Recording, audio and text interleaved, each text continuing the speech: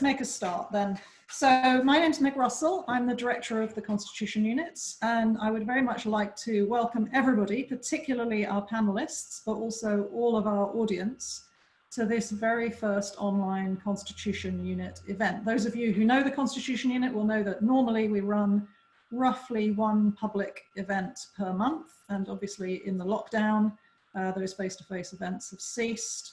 And it's taken us a while to work out the right approach to this, but we thought we'd kick off with an event on online events. So the topic for this event is the challenges and opportunities of online deliberation. So a lot of you will have been watching through the media and maybe directly Parliament going online, other parliaments going online, and obviously other events like this happening online.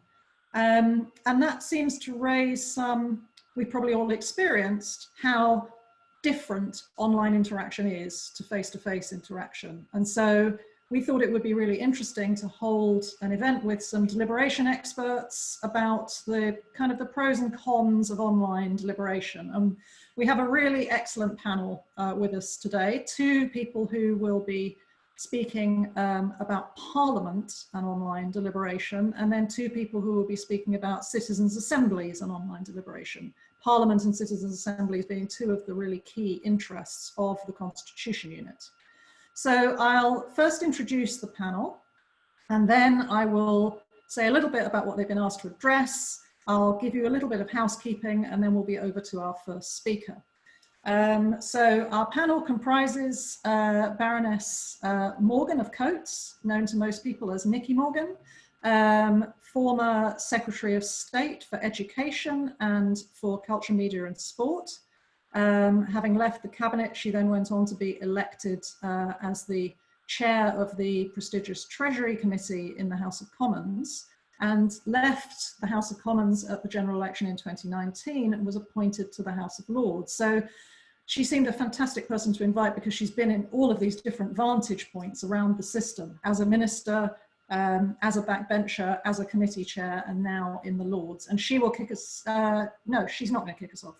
Sorry, I put the panelists in the wrong order. The person who is going to kick us off is Greg Power, who some of you will have seen Greg's really fascinating blog post on the Constitution Unit blog about 2 or 3 weeks ago about some of the challenges of parliaments going virtual. Greg is the founder and board chair of Global Partners Governance. He might say a word at the introduction when he starts speaking about what they do, but they basically work with parliaments around the world, looking at their sort of effectiveness and function. I've known Greg for a very long time. We had the pleasure of, or it was my pleasure anyway, when we worked together for the leader of the House of Commons, Robin Cook, in the early 2000s. After that, I came back to UCL, and Greg did another spell working for a subsequent leader of the House, Peter Hain. So he knows the House of Commons very, very well. Our two panelists on citizens' assemblies are also huge experts. Sarah Allen is the head of engagement at Involve, and has very recently still, I'm not sure whether it would be fair to say still, is the project lead on at the Climate Assembly UK, which many of you will have seen things about in the media, set up by 6 parliamentary committees to consider the urgent question of climate change. As Sarah will outline, it began its work in a conventional face-to-face manner, held 3 out of its planned 4 weekends, and then the lockdown happened. So they went online and were the first, I believe, citizens' assembly in the world to do so. So Sarah's got some fascinating insights. She's also worked on many other citizens' assemblies, including the one established by parliamentary committees on social care, and worked with myself and Alan Rennick, who is here in support and will be helping with questions, when we did the Citizens' Assembly on Brexit in 2017.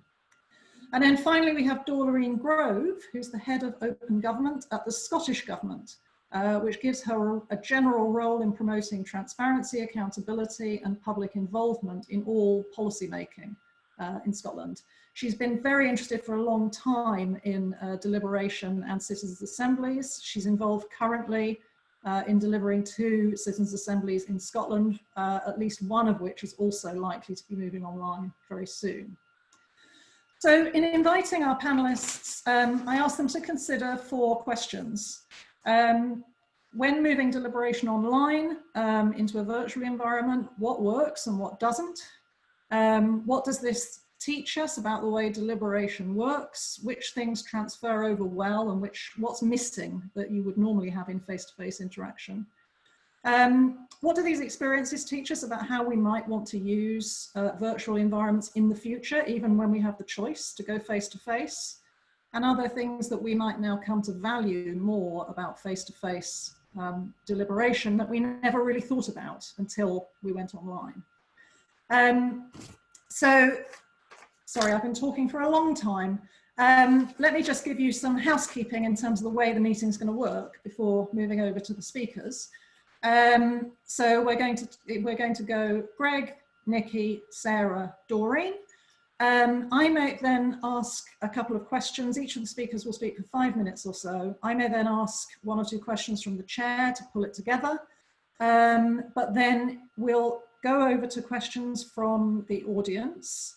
If you can use the Q&A function, please. Oh, I see we've got 101 people here now. That's great. The chat function has been disabled for this meeting. The Q&A function is where you should put your questions to the panelists. I'd encourage you to do that. Do it right now, do it while they're speaking, do it at the end of when they're speaking. Alan will be going through and picking out the questions to put to the panelists. Don't feel that you need to type out your entire question, but if you could give an indication of what it's about and whether there's a particular speaker that you want to direct it to, that would be very helpful. By default, Alan will say the name of the person who's asking the question. If you don't want your name to be used, then please say, don't use my name, and we can put it anonymously. Only the panelists can see the questions. Other participants can't see the questions. And while I should maybe also say to you that as attendees, we can see your names, but don't worry, we can't see your video. So we're not staring out of the screen at you. The only people that we can see are the panelists, the same as you. This meeting is being recorded, unless we totally mess up the technology. I hope that we'll be putting this online after the event and you can share it with others or watch it again or whatever. The only people who will be visible on the video are the panelists. So again, as participants, please don't worry about your privacy. Okay, I think I've rattled on for more than enough time.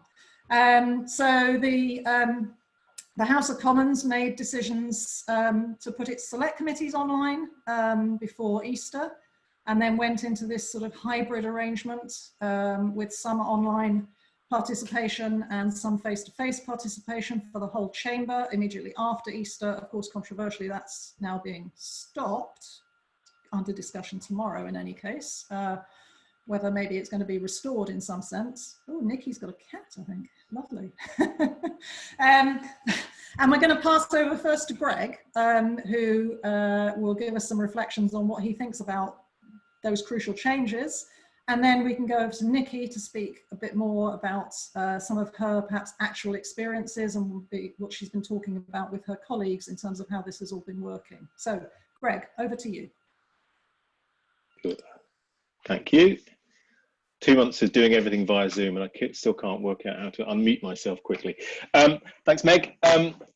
We'll be given 5 minutes each and I'm bound to go over this, so I'll try and do this very quickly. By way of background, as Meg mentioned, Meg and I go back quite a long way. I set up and I'm the board chair of an organisation called Global Partners Governance, which I set up in 2005. And as Meg mentioned, we work with parliaments, politicians, ministers in different parts of the world, trying to strengthen the process of political representation in those countries.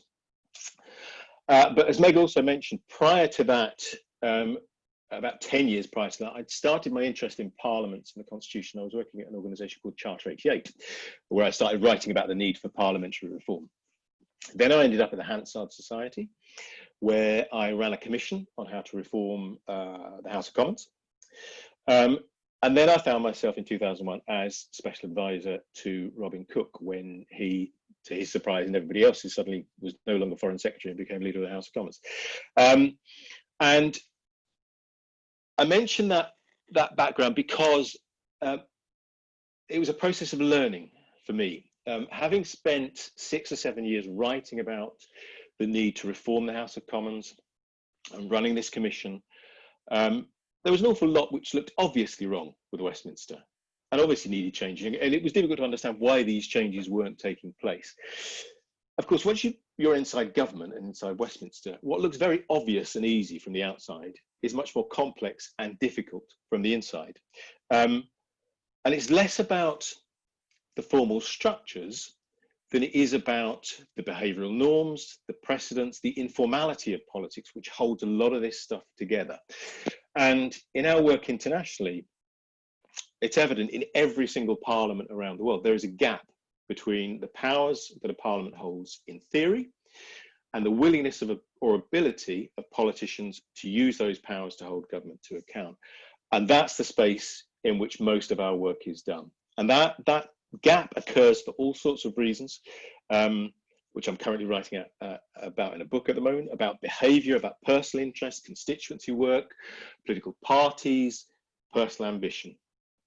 And I mention all that because there is a direct parallel with the move towards virtual parliaments. Obviously, the initial focus has been on the technical problem of how you move what was done physically to what you can do remotely. And the House of Commons moved with impressive speed to move everything online and get the systems in place so it could work. But actually, how politics operates in practice is an entirely different issue. And as Meg mentioned, I did a blog for the Constitution Unit, which we published jointly with GPG a month or so ago. And I'll just mention three points to try and keep it brief. I'll try and just mention 3 points in relation to the implications of a virtual parliament for the practice of politics itself. The first and most obvious, which everybody will have seen, is simply the atmosphere in the chamber. With fewer people there, the place takes on an entirely different dynamic. It's often, if you speak to politicians, if you talk to ministers, that ability to hold the House, to be in the middle of that bear pit atmosphere and still feel you are in control of your brief and in control of the House is a very important skill, which has often ended political careers as well as, you know, illuminated them and seen people promoted off the back of that control of the House.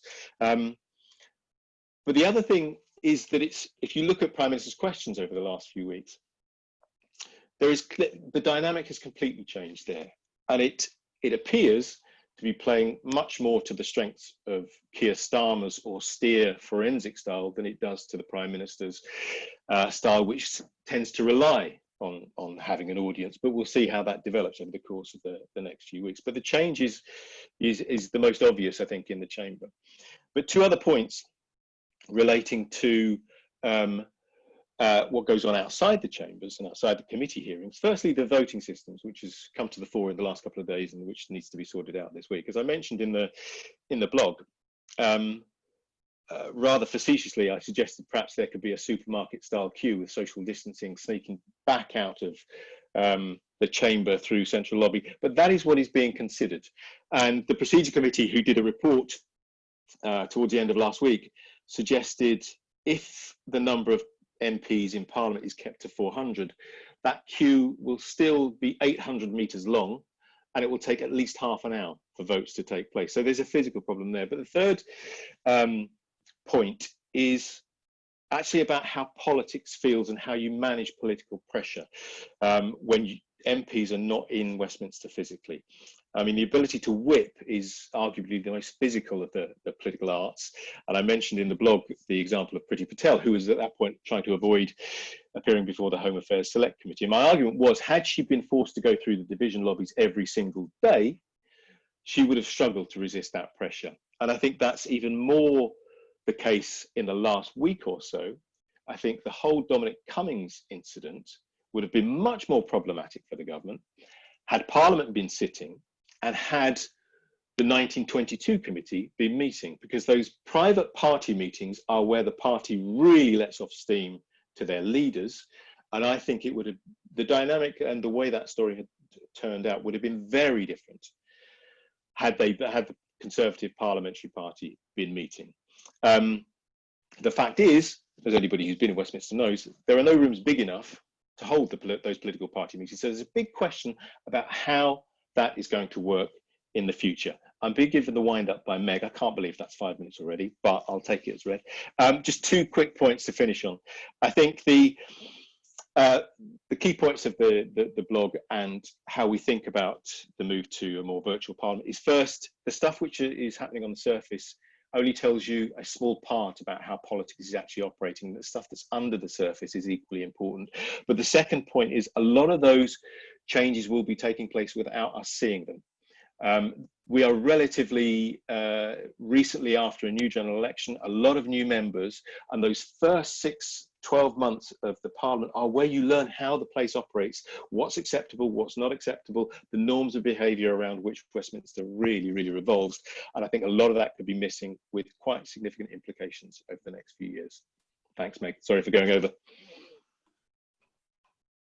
No, I need to learn how to unmute myself. Thank you, Greg. That was fascinating. And goodness, 5 minutes is nowhere near enough, is it?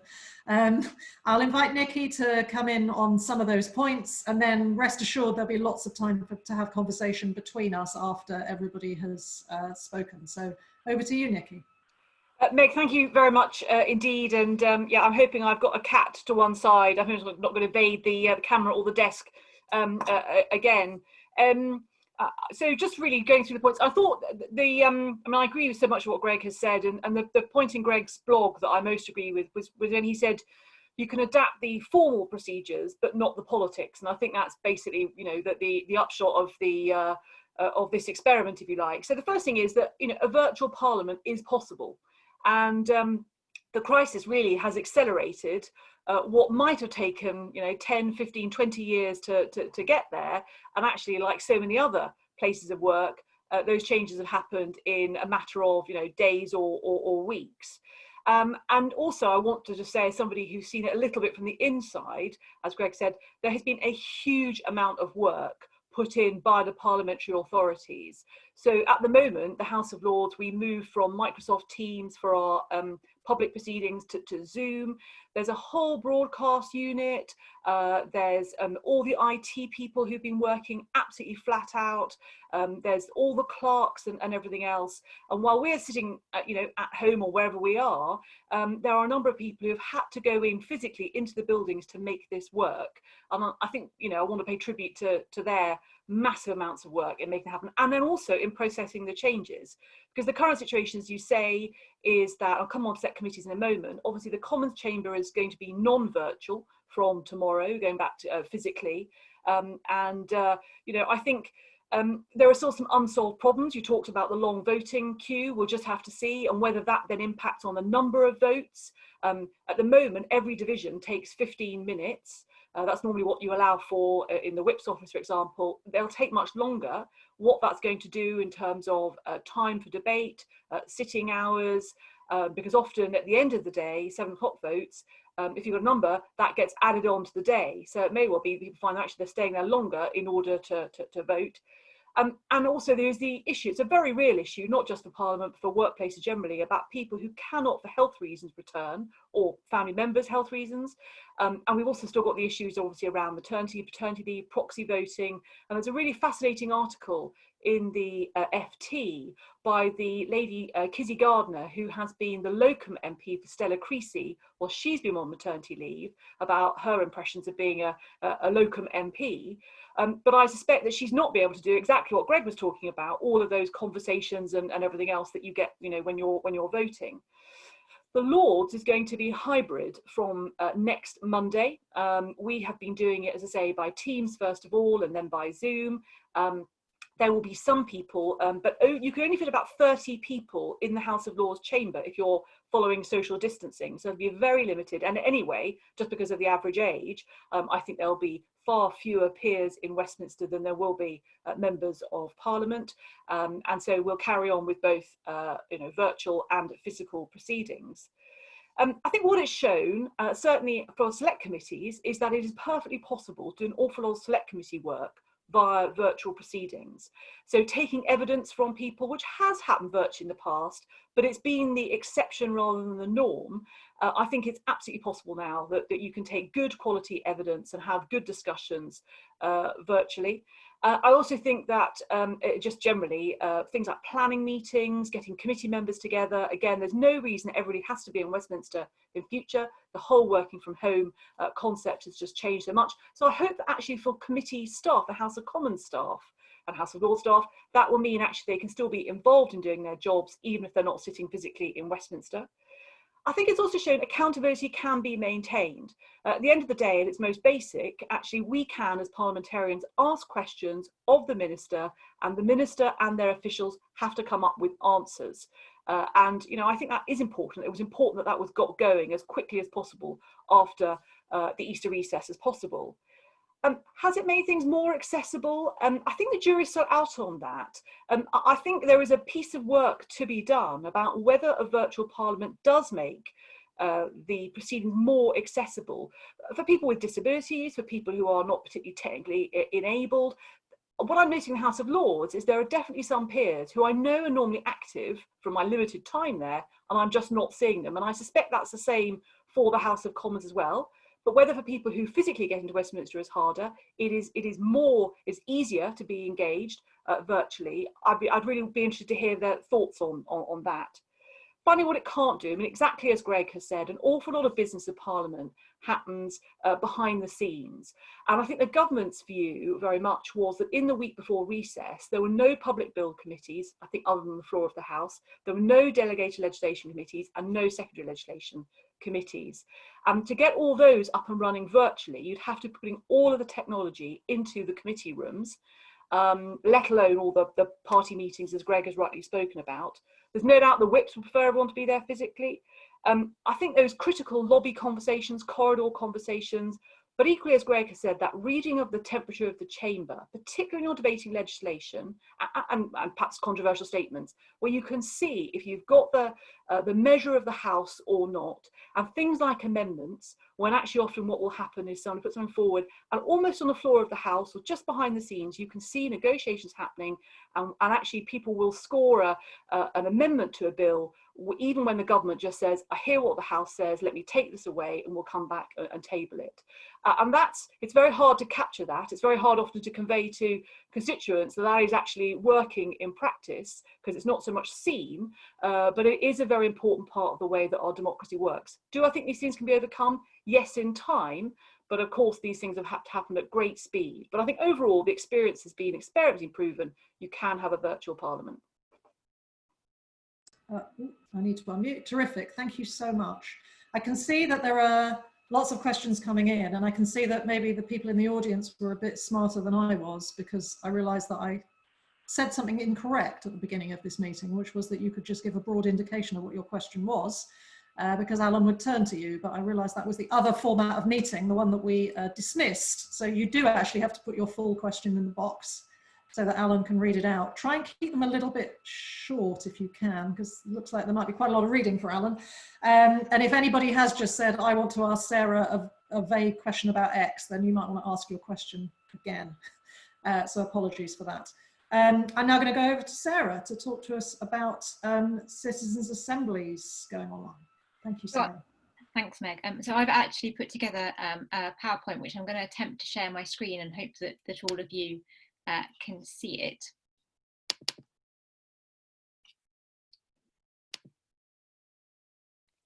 So it's a real pleasure to be here today, and as Meg said, I've been asked to talk about the experience of moving Climate Assembly UK online and what that tells us about the potential future use of citizens' assemblies.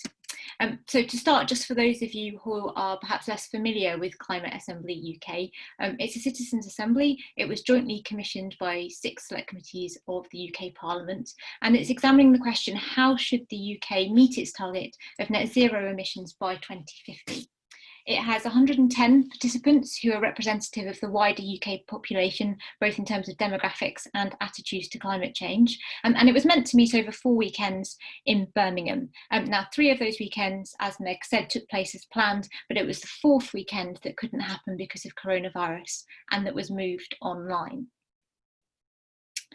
So in thinking about kind of what the experience of moving Climate Assembly UK online tells us, I've decided to structure my thoughts around the most basic definition of a citizens' assembly.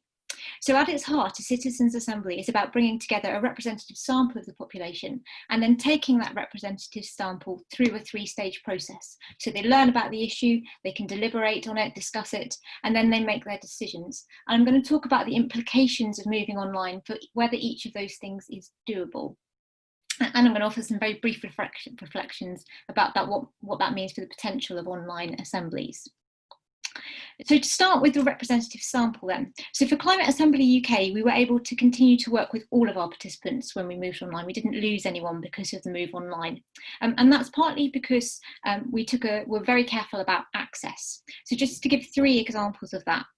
So the first is that we checked all our participants' access to the internet before we decided to move online and chose our platforms and tools accordingly. So for example, we did use Zoom, which allows people without internet access or with poor internet access to dial in from a landline. We didn't use online whiteboards, if you know what they are, which you really have to be able to see. We also made sure that people were familiar with the platform and that they knew how to access it and were comfortable on it by doing things like test calls before the first online meeting. And we broke the weekend up. So weekend 4 in Birmingham was meant to be weekend 4, one weekend. But when we moved online, we split it across 3 weekends. And we actually also split it up within those weekends so that no one had to be online for more than about 2 hours in any one go. And that helps with access for people, for example, with young children. The other thing I want to talk about, I should say that just in addition to that on access, that we did keep all our participants and they were all able to take part, but my caveat is that it was harder to ensure that their experience of taking part was the same, that it was an equal experience for everyone. And if you want me to come back to that, I can talk more about that in the Q&A. So that's about access. So you can keep everybody, but is their experience the same? That's a little bit more challenging.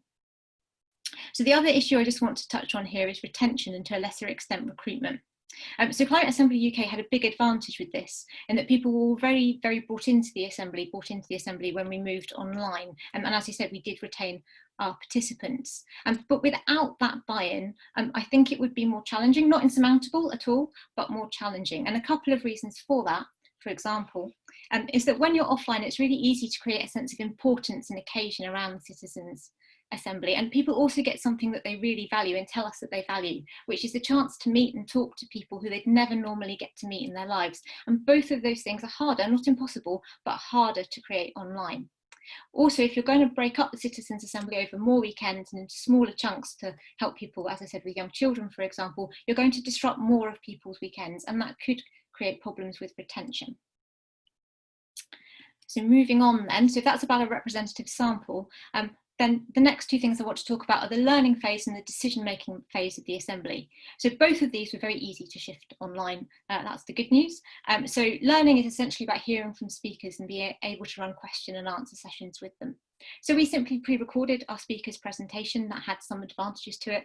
In fact, and we swapped speakers going to tables to answer questions, to get them to go into breakout rooms with participants to answer questions, just a straight swap. If you don't know what breakout rooms are, I'm very happy to come back to that in the Q&A. Same with decision making, very easy to do voting online, and actually some assembly members told us that they valued the greater time to think.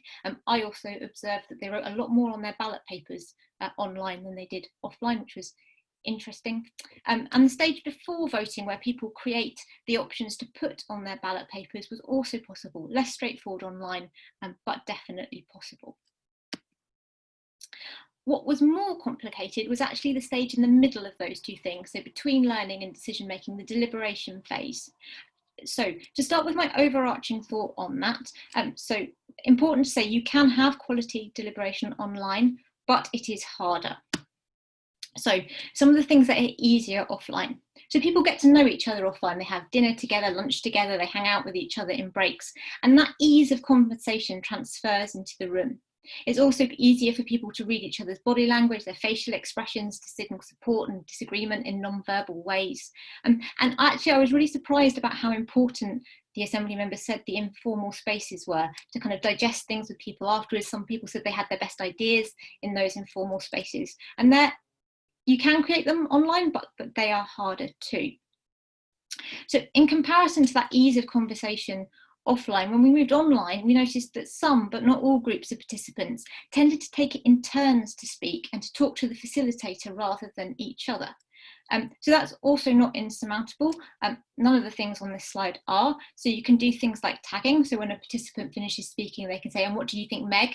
And it can carry on like that. You can name the problem, say to people, well, you know, this discussion isn't like it was in Birmingham, or it isn't like it was down the pub, and get them to solve it with you. We found that incredibly effective. If you were doing an assembly fully online, I would definitely recommend having an online social meetup before you got into the content. And as I said, it is possible to create informal space online. It is just harder. So where does that leave my thoughts and where we might use online assemblies then? So I think the really important thing to say is that online citizens' assemblies can be run to a high quality, and I think they are a good option, and in fact a very good option, while social distancing restrictions are in place. Once restrictions lift though, I personally wouldn't go fully online. I think there are more potential disadvantages with online as opposed to offline that need mitigating, particularly around access, retention and deliberation. I just wouldn't go there. I mean, why make it harder for yourself? That said, I do think there is a case for a hybrid approach and potentially moving parts of the process online. So for example, voting, some evidence sessions, or actually doing intentionally what we ended up doing unintentionally with the climate assembly and doing some of the later weekends online once people know each other. And personally, and this is really for the citizens assembly buffs out there, I think pre-recording speakers so that you can work with them to get rid of their jargon in advance is great. And I will leave it there.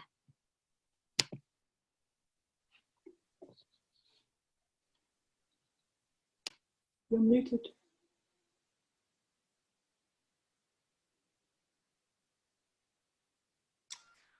Sorry, I thought I did. I clicked and didn't listen to me. I was just saying thank you, that was fantastic. And I'm sorry that all of the speakers have got so little time and there's so much wonderful material to cover.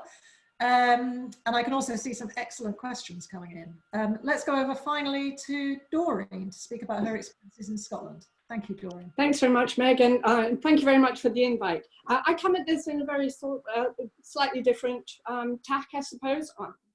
Firstly, I'm a civil servant, and I'm facing, trying to deal with a lot of the issues, though not the political ones, obviously. I wanted to give a little bit of context very quickly about the citizen assemblies that we have on the cards in Scotland.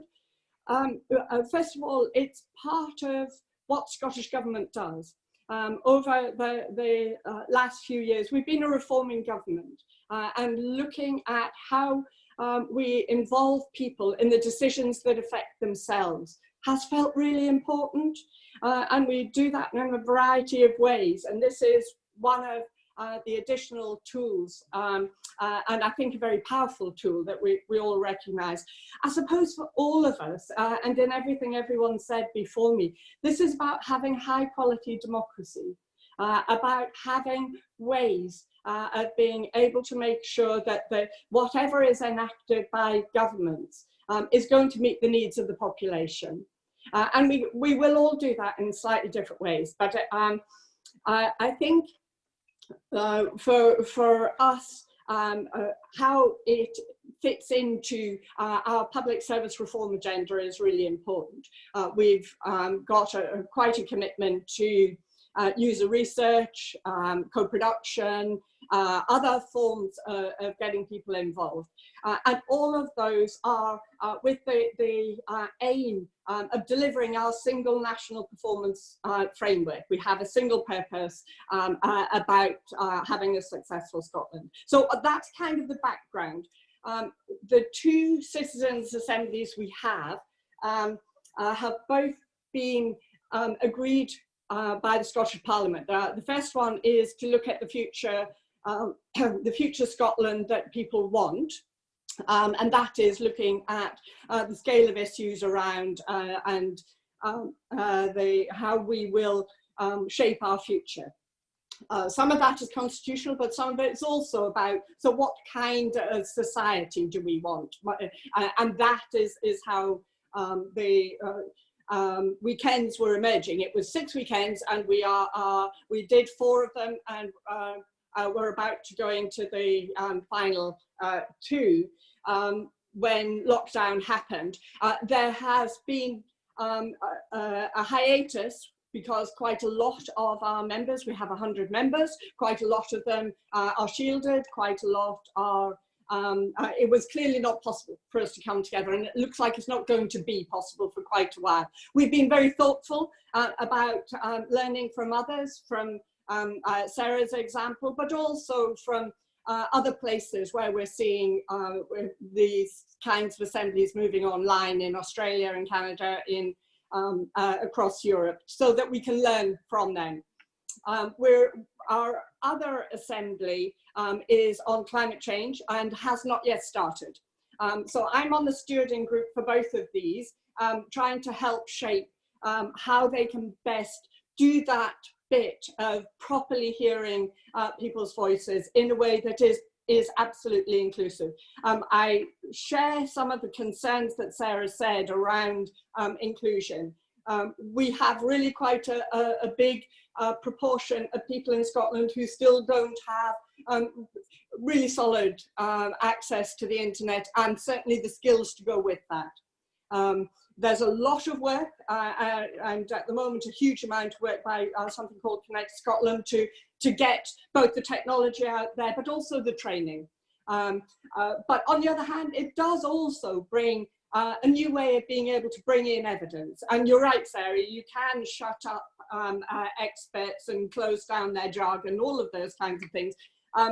It feels really important that this is part of the mix. But I am concerned that making it properly inclusive will be a challenge online. I think in the very foreseeable future, we will have to move online, and we'll have to make the most of that, learning from others, getting the best practice where we can, and making the most of it. But you really need to think about those equality issues. We need to think about the purpose that we're doing this, and that big purpose is that I think we mostly recognise now that many of the really big societal issues can't be done just by government, that we need to have societal buy-in, whether it's climate change or whether it's responding to the crisis, recovering, and the renewal, as we're hoping to do in Scotland.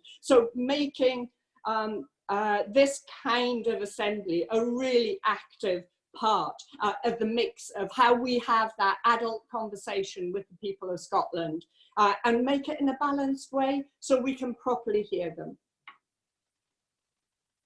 I'm going to stop on time. You have. That's fantastic. Thank you so much, Doreen. Okay, so we've now got about 35 minutes for questions. And I think I would like to maybe throw one or two questions out very briefly to the panel to try and tie together a little bit some of the things that you've been saying. I'm struck by some of the similarities. I mean, a lot of people, you've mentioned just the importance of that informal contact around the edges. That's one of the things that Sarah mentioned, and certainly having worked with Sarah on the Citizens Assembly on Brexit, it was like, obviously in many ways it wasn't, but in some respects it was like a familiar environment to many of us, a conference where it's the conversations that you have over coffee and over dinner, which are so important to building those bonds and, getting to know each other and make decisions together. And obviously that's happening in Parliament as well. And I was very struck that, I can't remember whether it was Greg or Nicky who mentioned new members who are not actually acclimatized. And then Doreen is talking about the possibility of starting an assembly online. And that seems really challenging, this bringing people in for the first time to the environment rather than people who know each other managing in a new environment. So I wonder how, well, it would be interesting to hear maybe what Sarah thinks about starting out online, and also what maybe some others think about hybridity and whether that can really be a sort of settling place. Who would like to go first? Sarah? Yeah, so I think starting a citizens' assembly online is possible. I think it's important to remember that you're not trying to get people into the same place as you are offline, that an online citizens' assembly would be a different thing and you're introducing them to a qualitatively different thing. But I do think there are two things that you would really need to think about online. So one of them is making it feel important and meaningful to people. So if you come to the Climate Assembly in Birmingham, you know, you see all the other people there, you see the diversity of people in the room, there's a parliamentary logo everywhere, and all of this kind of thing. And some thought to that, maybe backdrops, maybe you could get letters from you know, whoever's commissioning it, sent to people to show that importance. Those people could be on the first call, something to give it that feeling of importance.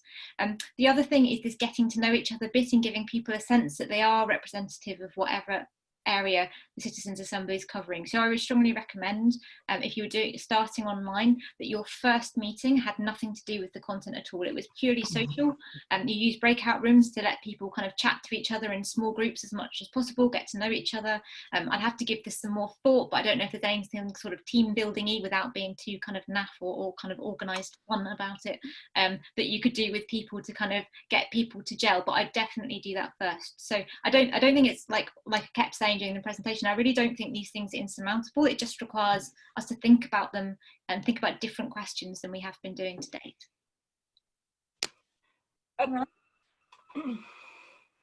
Nicky? Yeah. I was really struck by what Doreen has said. You talked about what's the purpose for doing this, you know, online, offline. And also I think one of the questions from Kezia has been, you know, actually we're looking at all this in the context of a pandemic. And should we be thinking about it more broadly? And I think that's right. And I think, you know, maybe that's for UCL or others to be thinking about what is it that's happening. So let's take Parliament. What is it that's happening in Parliament? And why would it be better to do it online, hybrid, or in physical form? And I was just thinking about, you know, the representation of what do MPs do? And one thing, for example, is often taking constituents to visit ministers in their departments to make the case for a particular issue. And that often involves dragging constituents down or up from your constituency. I would hope that more and more, there's no reason to do that. And although visiting Parliament is something that people, you know, it's often a very special thing for people who've never been to Parliament before, but actually the use of virtual meetings, Zoom, Teams, and everything else is something that is much more possible, and people should be much more open to that possibility now. Somebody else asked on the questions, you know, why can't delegated legislation be done virtually? I don't think there's a reason as such, but DL committees can involve voting. It would involve the rooms being set up to be equipped, you know, with all the screens, and I think the procedures have been written that there has to be some. That the chairs have to be there, even if not all the members are. So it's not that they can't, it's just a question of time and prioritisation. I guess what I hope is that this is not the end of the virtual Parliament experiment, but it's got to be a question of asking, you know, which are the right bits of it to be done in different ways. I suppose when I asked a rather vague question, you know, is there a balance with hybridity? There are obviously different kinds of hybridity. There would be one kind where some business is online and some is offline. There might be a version whereby 1 week you're present, the next week you're working from home. And there might be another where people who are far away or people who have certain disabilities or whatever never come. So I think some of those types of hybridity are very different, aren't they? Some of the pressure that there has been, I think, for continuing virtual participation at Westminster have been from people in very far-flung constituencies. I wonder whether you think that could ever work if there are some people who basically never come and don't get subject to some of these sort of informal contact that Greg and Sarah are emphasising is so important. I'm not sure. My worry is this, and again, that's why I think it needs more research, and it's like the whole working from home debate actually is, I don't want people to feel they shouldn't be coming, or that because they're, you know, have accessibility problems, and frankly the Palace of Westminster is one of the least, I mean, people work very hard, but you know, it's still an old building with lots of steps and everything else. I don't want people to feel that they shouldn't be there, and that actually, oh, it's easier just to do this from home because I find it a struggle to get into Westminster. So I think with all these things, it's about opening up the possibilities and having that choice. I mean, I've thought for a long time that having a more fixed timetable and actually having it so that you have more constituency weeks, for example, would allow people to balance the demands between life in Westminster and life in the constituency in a way that is actually fairer to their overall life balance. Greg, can I come in on? I mean, I think on both citizen assemblies and on Parliament, we're looking at the same thing. We need to properly understand what the impact is. So people like Kezia, if she's online, and indeed yourselves in UCL, properly thinking through and looking at the impacts on gender, on equality, on disability, on all of the aspects that are really important if we're going to have a broad democracy. But what we need to do is learn the lessons and take the best things. What I didn't say at the beginning of my spiel was that I'm an archaeologist and historian, so I think in the past, and it really is official. We are blimmin' awful at learning from the past.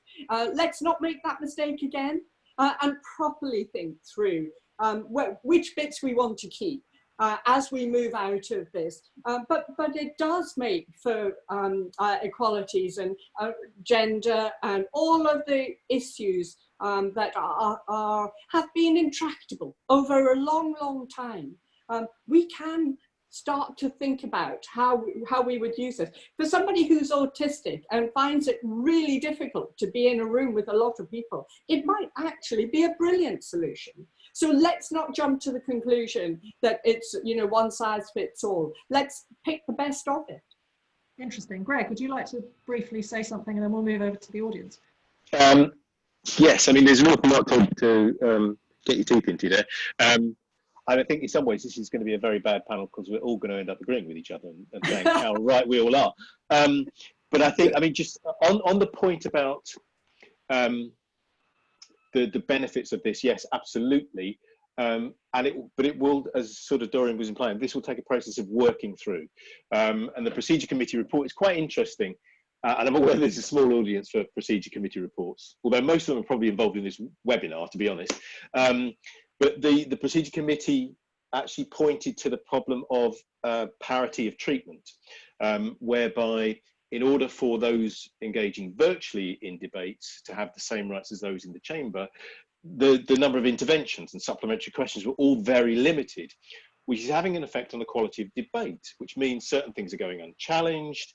MPs can't follow up as quickly as they'd like. You know, you don't have the spontaneity of the debate.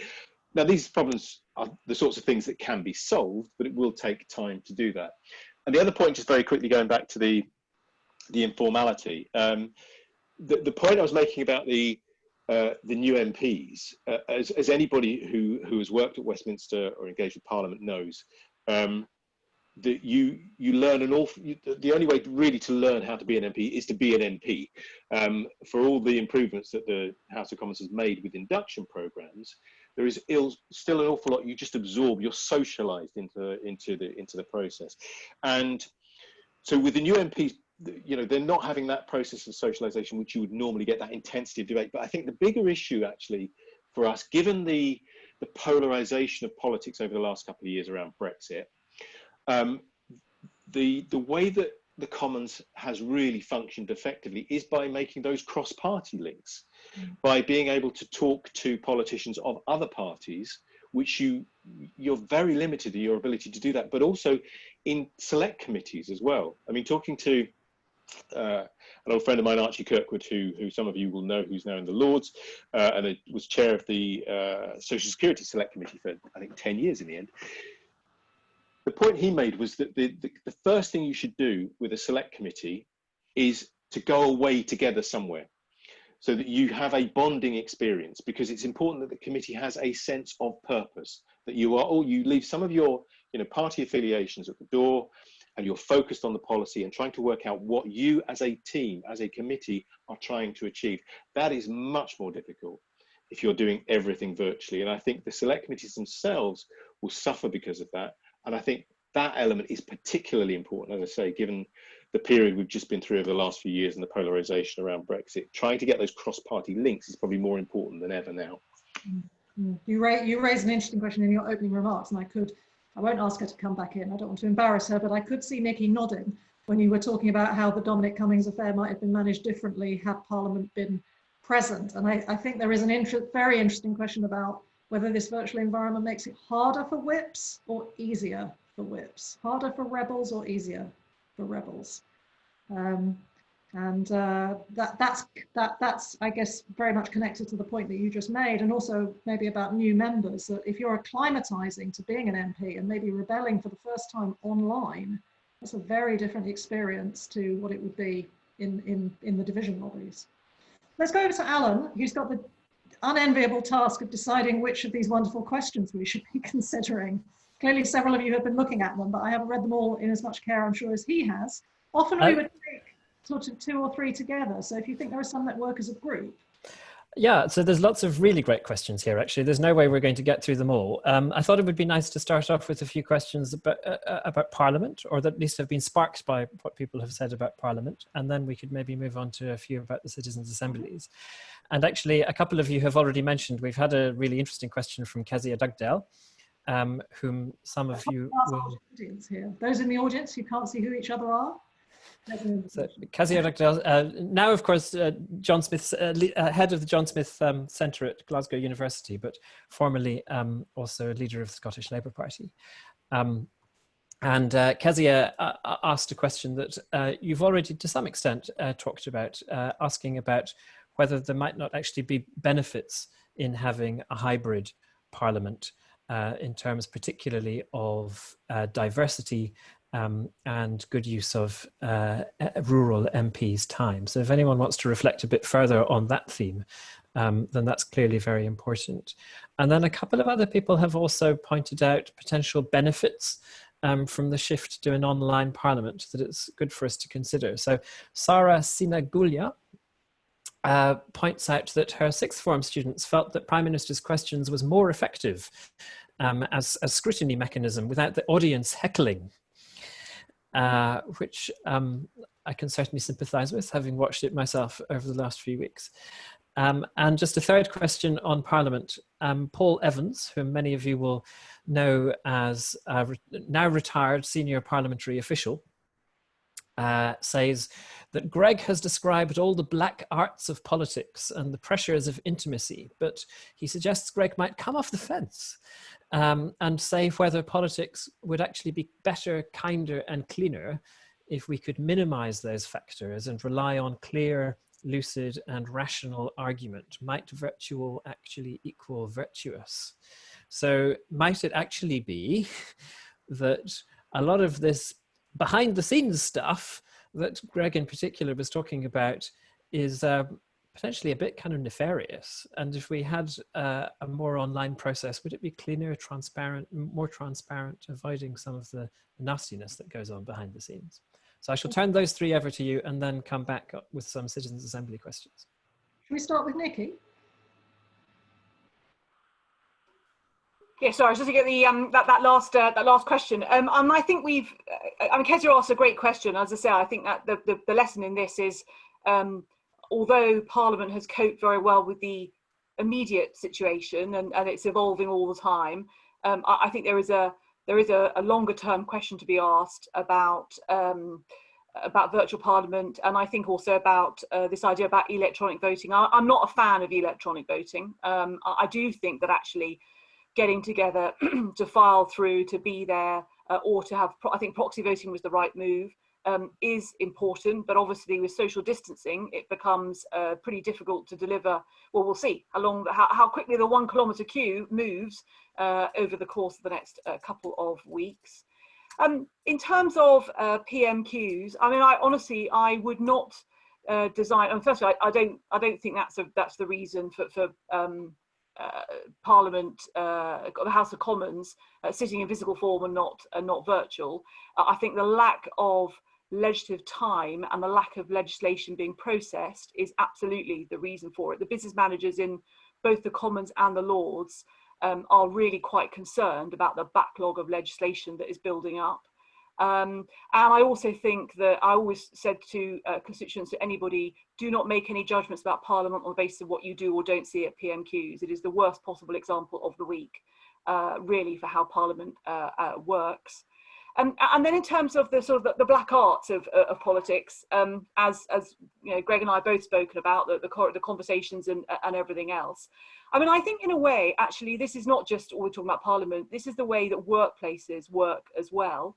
And bumping into people in terms of having coffees, you know, when you're going into and out of the building. And again, social distancing is going to have an impact on that. But I think what it shows is we're all social animals, and that social contact, that's why the past few months have been so difficult, is because actually that lack of social contact, you know, whether you're bumping into a neighbour who you haven't seen for a while and asking how they are, or whether you're bumping into a minister and saying, by the way, my constituent's got a problem with their benefit, what can your office do about it?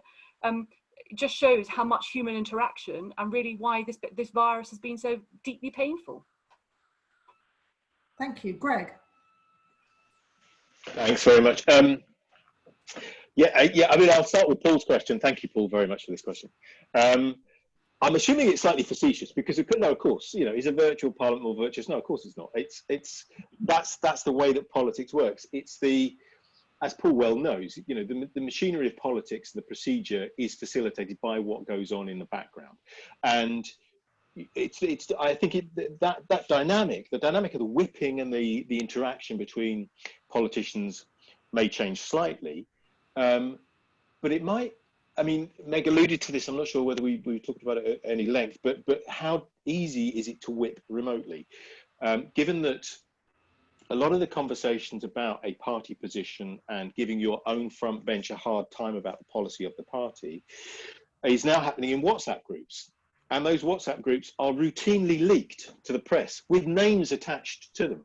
So in some ways, it's getting worse. And Meg and I were chatting prior to this about whether actually it means that WhatsApp politicking makes it arguably more difficult to whip or more difficult to organise a rebellion. And it's probably both, actually.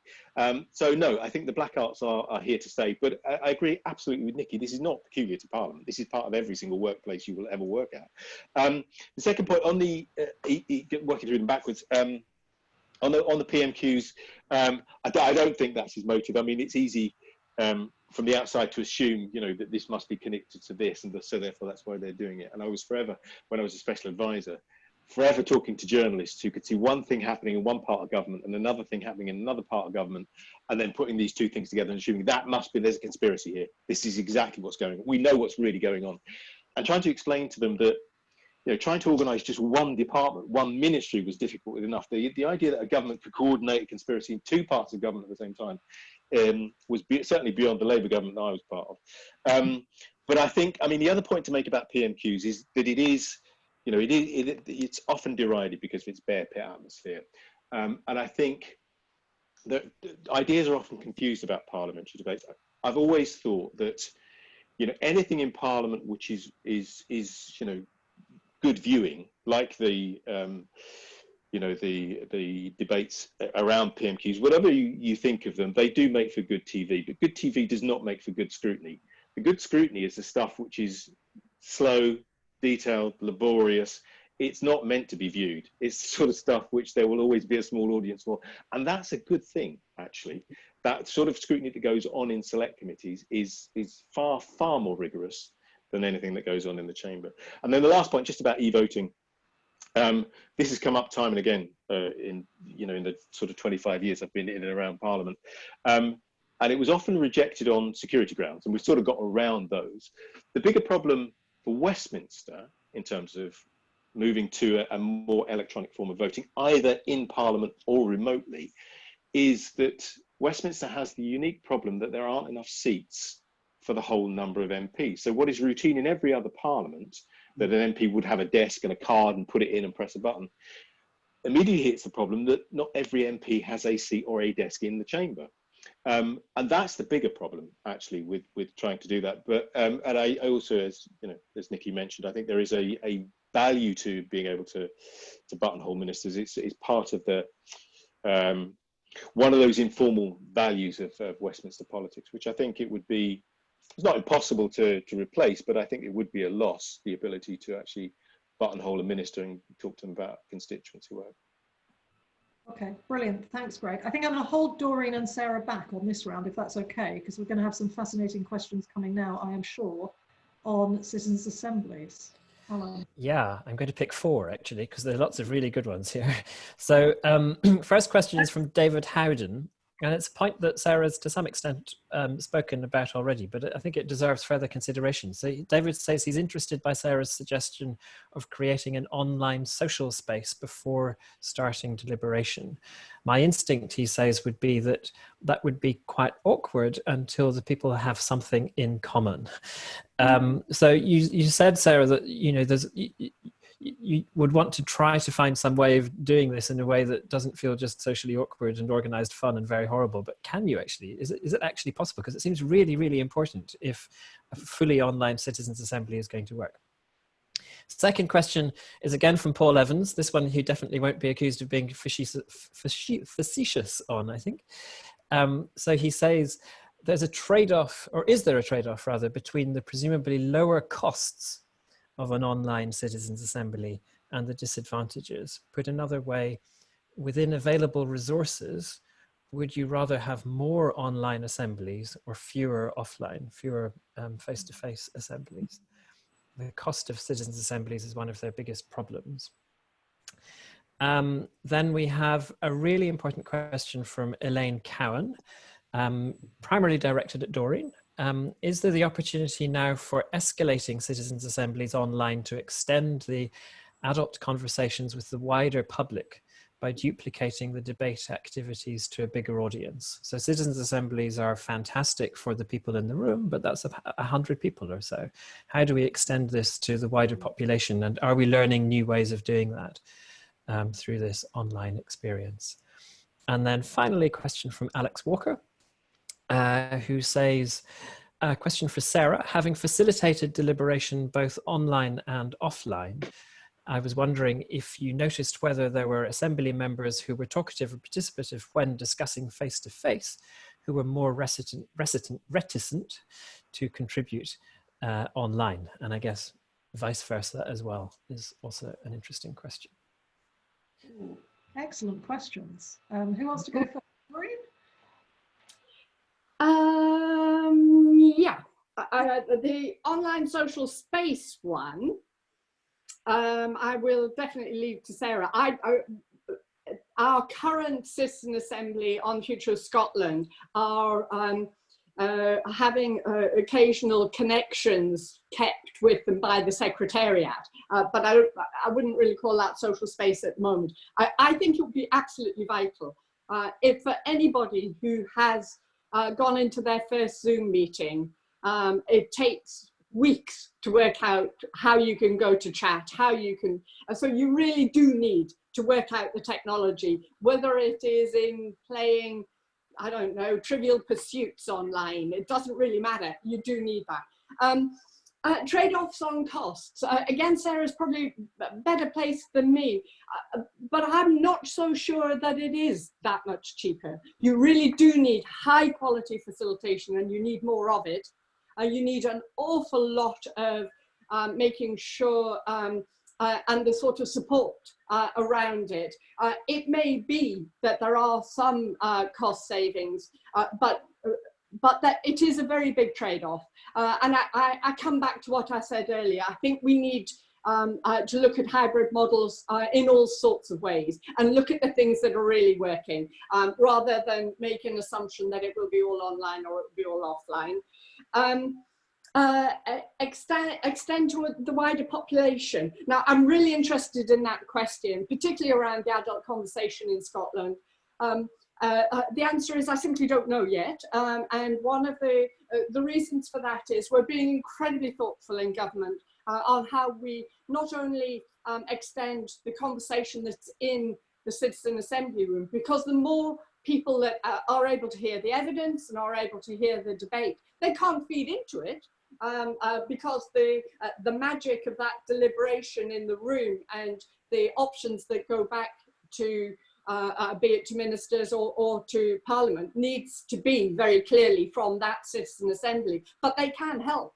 They can raise the issue, that conversation, that much broader conversation about how people are responding to the information that is coming to the assembly. I think that could have huge benefits. And one of the really powerful things about citizen assemblies is looking at complex issues and having a shared understanding of what they're trying to solve. And having that level of understanding in the wider population can only be a good thing. I've forgotten the fourth one. I think it was directly for Sarah anyway. Okay, terrific. Sarah. Okay, so to try and go through all of these then. Were some participants more or less talkative online or offline? Yes. We did notice some differences. I think we probably noticed it more when someone was particularly talkative or particularly not talkative in one way or another. But yes, there were some differences both ways. Just on the point that Doreen was talking about in terms of potential kind of wider reach, I do think there's something interesting to look at there. If you've pre-recorded all your speakers' talks, then anyone can listen to them at any time. It's also possible, for example, to do Twitter Q&As or to do Q&As in other ways for people who are listening to them. You need to resource that. You could get a lot of questions. You'd need to resource that really well, but I do think there are tools and things that you could do to allow other people to have not a full citizens assembly experience, but certainly to follow it and engage in the debate and engage with some of the evidence and different perspectives. You'd have to think about how you reached those people, and that would also require some resourcing and potentially some budget, or at least some very good partnerships. But I do think that that's an interesting question. Lower costs. So I think probably something that's UK wide or countrywide is cheaper to do online, because you have significant costs in terms of people's accommodation and their travel and that sort of thing that you wouldn't have. If you were running a local citizens assembly, maybe you had a free venue, maybe people weren't going to stay overnight anyway, I'm not sure you'd see a huge difference in cost, particularly if you ended up running it over more weekends and therefore needed kind of more time from facilitation teams and that kind of thing. But I do think that the nationwide ones would be cheaper on balance. How I'd like to see the approach to whether it was offline or online or how you did it is to look at what the Citizens Assembly was about, what the question is it's asking, who you need to be involved, and then to think through those questions around access and all the other points, and then decide whether it's better online, offline, or a hybrid. So I'm not sure there's a kind of one size fit all answer to whether I'd like kind of more online assemblies or fewer offline ones. I would also challenge the notion that citizens assemblies are expensive. I think they're not expensive at all for the value that they offer. How to make online social spaces not awkward. So I'm going to freely pinch an idea. So I went to a Zoom meeting before we ran the first online climate assembly, and I pinched the idea for the first weekend of that as well, where they had kind of 150 people on the call, and they put us together, in their case with one. You couldn't do that if you had a minor, you'd have to have a few more people, but put us together for kind of 3 minutes each with different people, just to talk about kind of who we were, where we were from, why we decided to join the call, kind of questions like that. And actually I found it amazingly powerful, much more so than I thought it would, to just kind of meet other people who are on the call from all around the world and understand a bit more about them. So that's one way to do it. I'm aware of other conversations online about people kind of suggesting you send Lego packs and stuff out to people. Now I'm biased because I don't really like Lego, I'm afraid. But I think there's probably other creative things that you could do as well. But even just that 3 minute thing, I thought worked well. And I think that's everything. I'm really sorry if I've missed something. That was great. Well, we've got only 5 minutes to go, and I don't know whether Alan feels like he's got any burning question. I've certainly got a question that I could put. I could also just ask the panelists whether they'd like to take a minute summing up their views, having listened to everybody else. Alan, do you have anything you want to chip in? No, there were some more kind of practical questions that a few people had around why do people think we have abandoned the hybrid parliament? What's going on there? And also around the Citizens Assembly, the Climate Assembly, people want to know when's the report coming out? Is that affected by the shift online? So there's some practical questions like that. I spotted that, yeah, and another one which I might mention at the end. Yeah, Sarah, maybe you could take that one. And then on the ending of the virtual parliament, and I wonder, here's a cheeky thought, I did wonder whether one of the reasons why Jacob Rees-Mogg wanted to bring this to an end was because he could see that if it went on for too long, some people would get too comfortable with it. And actually, you know, we talked about having a divided politics. Are we going to move to a situation where we've got divided between those who want to be the virtual ones and those who want to be the in-person ones? Because that division has already been opening up a bit. So maybe Sarah could answer the practical question about the Assembly, and Greg and or Nicky would like to say something about the ending of the virtual Parliament, and then that would bring us pretty much to time, I think. Sarah. So Climate Assembly UK report coming out early to mid-July is what we're aiming for. Yes, it's later. We were aiming for sort of end of April, but obviously the Assembly's only actually just finished because we moved that one weekend into 3 weekends and had to spread it out. I say probably early to mid-July. It turns out that when people spend over 6,000 hours in total discussing an issue, they produce a lot of material, and doing justice to all of that might take us some time, but that's definitely what we're aiming for. Brilliant. Greg, Nicky? Shall I just spare Nicky commenting on this, but I mean, who knows what goes through the head of Jacob Rees-Mogg at any given point. No, I mean, I think this is and again, going back to this Procedure Committee report which came out last week, I think there is some consternation about what is provoking this response. And I think it must be to do with some element of political management, and a desire to be showing that the government is in control of stuff. But I'm not sure this is the end of the hybrid parliament. I cannot see how this is going to be implemented in the form which has been proposed, and we will find out this week. The only other last point I was going to make, with all these problems around social distancing, voting, and space within the parliamentary estate, this is the perfect opportunity to move out. This is what other parliaments have done, specifically in order to comply with social distancing rules in places like Switzerland and Cyprus. They have moved to bigger buildings.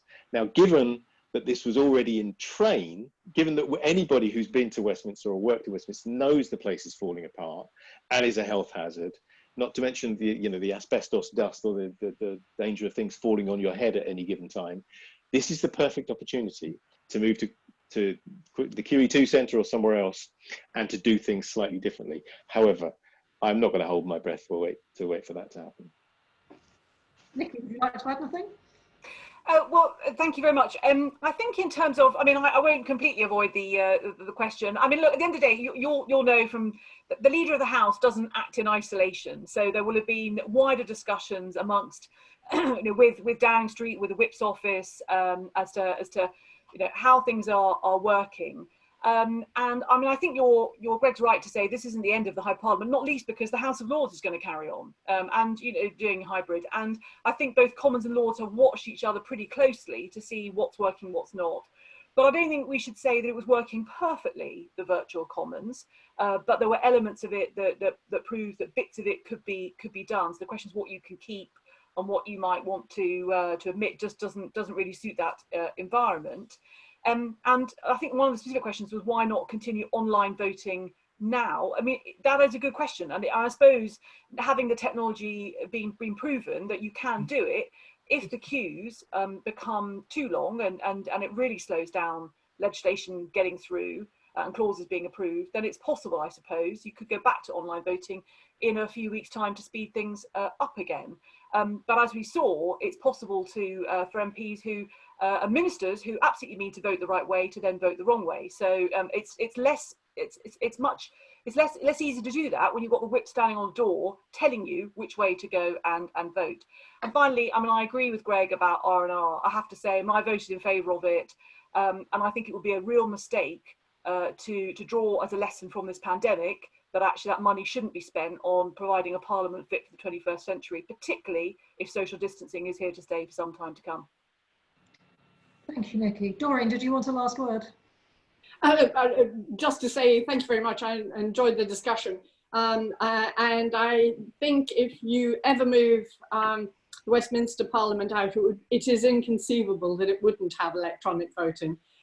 So, I mean, it feels like quite... and I absolutely understand why it feels like an important element within that building. It works in Scotland pretty well, that's for sure. I think on citizen assemblies, my final last word was that it does feel really important in all of this discussion today, that broader picture about how we are being properly responsive for the people that we are responsible for. That element around democracy, we have seen the pandemic having a huge impact on democracy around the world. We need to be really thoughtful about that in all of our jurisdictions and think properly about the good bits to take and the bad bits to leave behind. And I think the more we can understand that properly, then the better. Thank you very much. We've edged just over our allotted time. Right. I think it just remains for me to say thank you so much to everybody. Thank you to our fantastic panelists. Sorry again for giving you such a short time to speak. Thank you to Alan for handling the questions. Thank you to our wonderful audience for some really strong questions. I hope you enjoyed this event. Thank you to Charlotte, who's hidden behind a box saying tech support, who helped us get this meeting up and running in the first place. We are in the process of planning our next event, which we hope is going to be about reporting politics at a time of lockdown with some political topics. We hope that's going to be sometime in late June. If anybody out there is interested in that event or other possible events that we will be doing in the future, and you're not already on our mailing list, do please go to the Constitution Unit website and sign up to be sent notifications when we organise.